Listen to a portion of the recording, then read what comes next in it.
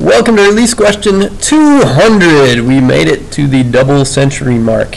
It says which equation represents the line on the graph below. So here's our equation, or here's our graph. There's a few different ways to do this one. I think this one's a little tricky, I'll be honest with you. Okay, I think it's one of the trickier ones we've seen so far, at least in this Algebra 1 section.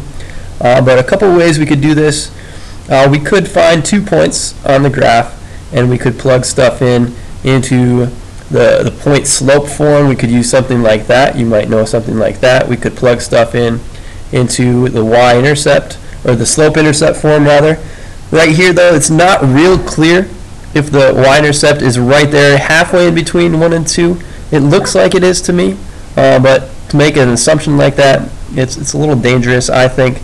And so let's actually use point slope form here. Let's figure this out using point slope form. So this one, 1, 1 is a point that is directly in the crosshairs, and it looks like 3, 0 is another one. So I would just do the slope like this.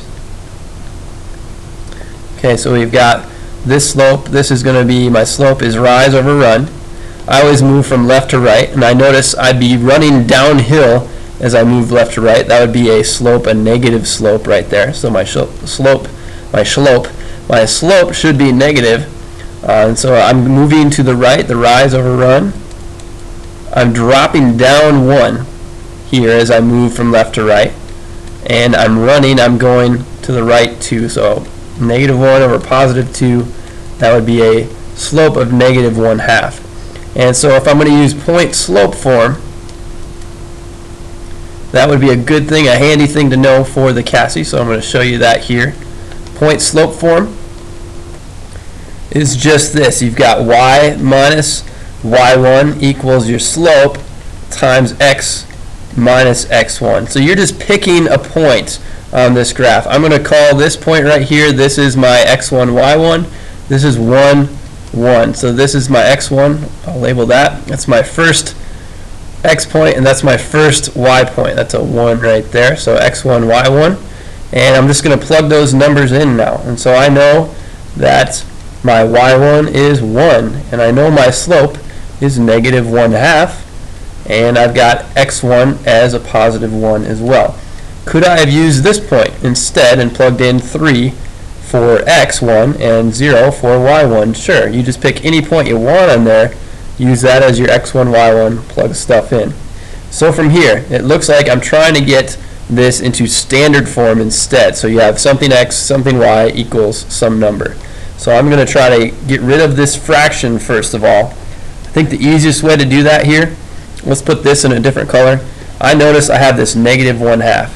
I'm going to get rid of that negative 1/2 by multiplying by the reciprocal of that number. I'm going to multiply everything by negative 2. The reciprocal of negative 1/2 would be negative 2. So I'm going to take this whole thing and multiply everything by negative 2 there as well. Think of distributing the negative.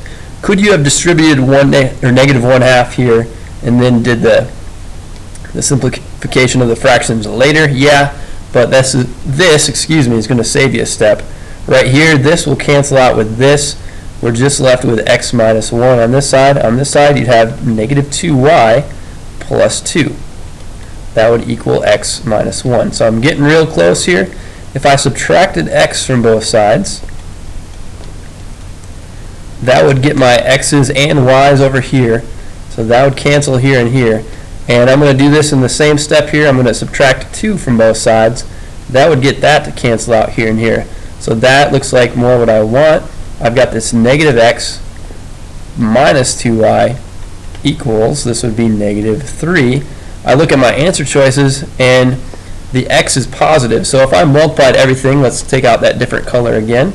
If I multiplied everything by a negative 1, that would change all the signs around for me. So that's allowed. I'm just multiplying both sides by the same thing. And so I have x plus 2y instead equals 3. So the answer choice for this one, there it is.